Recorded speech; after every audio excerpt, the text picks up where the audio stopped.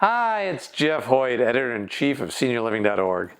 9 out of 10 Americans 65 and up are collecting Social Security, including many who never earned a paycheck. Are you getting every dollar you deserve from Social Security? Well, I've been speaking with Mary Beth Franklin. She's a certified financial planner, and she's also author of the book Maximizing Social Security Retirement Benefits. You can watch the first part of our interview here. Now, in this final part of our lengthy interview, the contributing editor of InvestmentNews reveals how to collect a lump sum benefit, what to do if you change your mind after claiming benefits, and what steps you can take today to improve your Social Security outcome tomorrow. Because of social distancing, we'll be conducting the interview online via Zoom.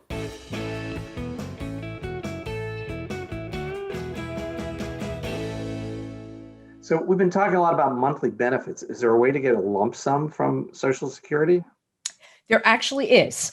If you wait until after you reach full retirement age, and by the way, we've been talking full retirement age of 66. It's actually 66 to 67, depending on what year you were born. People born from 1943 through 54, I was that last birth year, their full retirement age is 66. After that, it creeps up by 2 months per year. So people reaching their full retirement age this year in 2021, their full retirement age is 66 in 2 months. And for people born in 1960 or later, their full retirement age is 67 going forward. So say my full retirement age is 66 and I haven't claimed yet. And now I'm 67.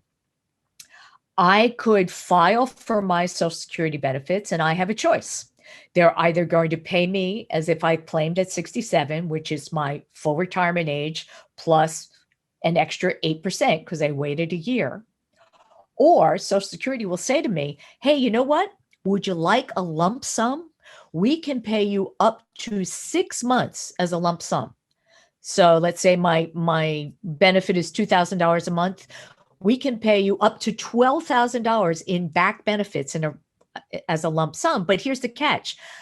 We're not going to pay you going forward as if you claimed at 67. We're going to pay you as if you claimed at 66 and 6 months. You can't double dip. You can't take a lump sum and a monthly payment for the same amount.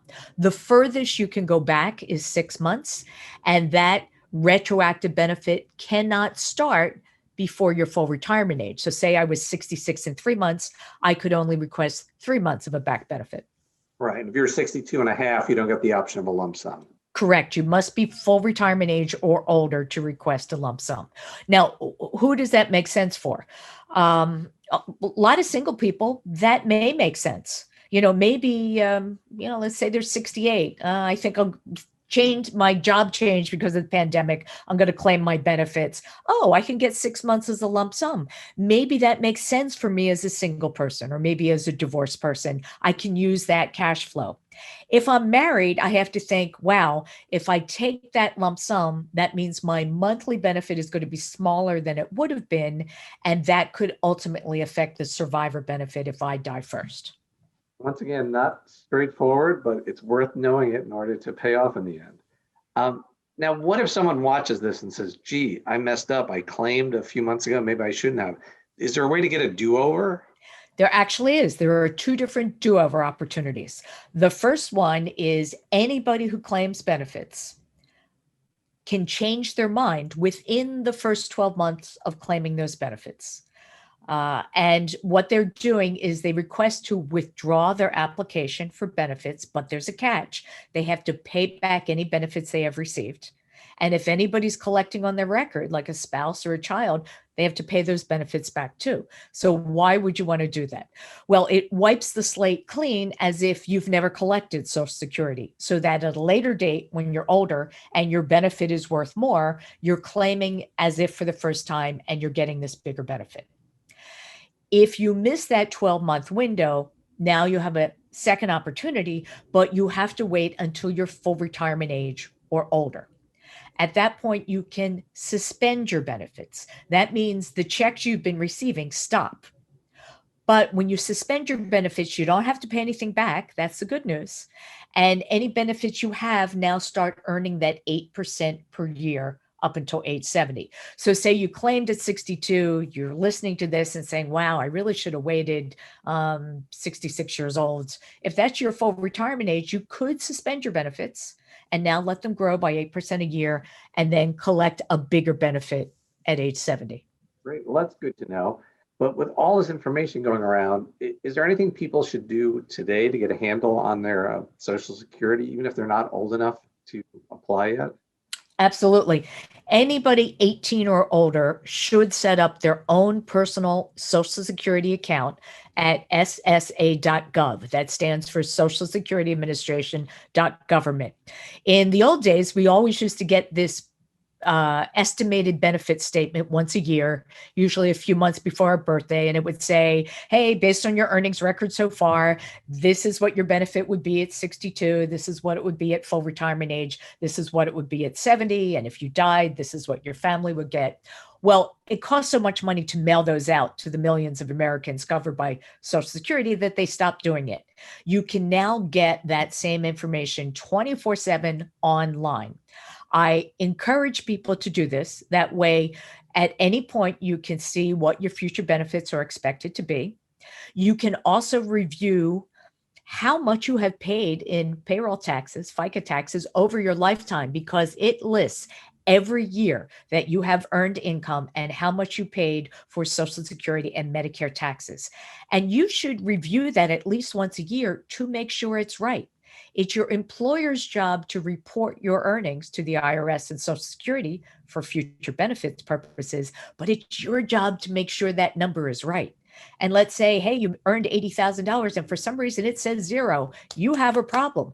You need to contact Social Security to correct that because your future benefits are going to depend on accurately reported earnings. The other reason you want to make sure you set up your own Social Security account is to prevent fraud of having anybody else trying to steal your Social Security number and set it up for you. So, and just in closing, what can people do if they're really torn, a married couple or a divorcee, someone who needs some advice to make that decision as to when to file? What are good resources they can turn to besides reading your book? Well, there are a lot of free calculators on the website, on the web, and that's a good place to start. AARP has a good one. Just Google Social Security claiming calculator. But a lot of times you get what you pay for. If you're single, it's going to be pretty straightforward. If you're married or an eligible divorced spouse, or you've got young kids or whatever, it may be worthwhile for you to pay for a Social Security claiming report. There's some great services out there. One of them is called Social Security Solutions. There's another one, Maximizing Social Security Advisors. Just Google them. They cost about $100 to get a personalized estimate of here's what happened if you just claimed right now. Here's what happens if you use one of these fancier strategies. If you happen to work with a financial advisor, most financial advisors have access to all these tools that are built into their financial planning software. So people who don't own stocks or annuities may think it weird to talk to a financial advisor, but in this case, it may be worth spending $100 to get yourself thousands of dollars down the road. Right. I think having a someone review your personal situation and recommending an optimum Social Security claiming strategy is really important. And again, why? Because we're living in an era of disappearing pensions, of record low interest rates, so that even if you have investments, it's really hard to generate earnings off those safer investments that aren't in stocks. We used to talk about the three-legged stool of retirement security, which was based on pensions, Social Security, and personal savings. Well, pensions are history for most people. Personal savings are often inadequate, and Social Security has some long-term financing problems. So we've basically gone from a solid three-legged stool to a pogo stick, which is not a great way to plan for retirement. So start with good, solid information. What am I entitled to? What's the way I can maximize my benefits? And then how does this Social Security claiming decision fit into a bigger retirement income plan? It was never designed to be the sole source of your retirement income. There was always the assumption you were going to have savings or a pension or an annuity or something, selling a business, getting an inheritance, something that's going to give you additional money to supplement Social Security to give you a more comfortable retirement. Well, thank you for taking the time. Can you tell our viewers where they can find a copy of your book on maximizing Social Security retirement benefits? Yes, you can look hot off the e-presses because this is available only as an ebook. It's called Maximizing Social Security Retirement Benefits, updated for 2021, and it's available through InvestmentNews.com. The address is www.investmentnews.com/MBF ebook. That's my initials, Mary Beth Franklin, MBF ebook. Fantastic. Really appreciate you taking the time. Thanks for the conversation, Jeff. Really appreciate it.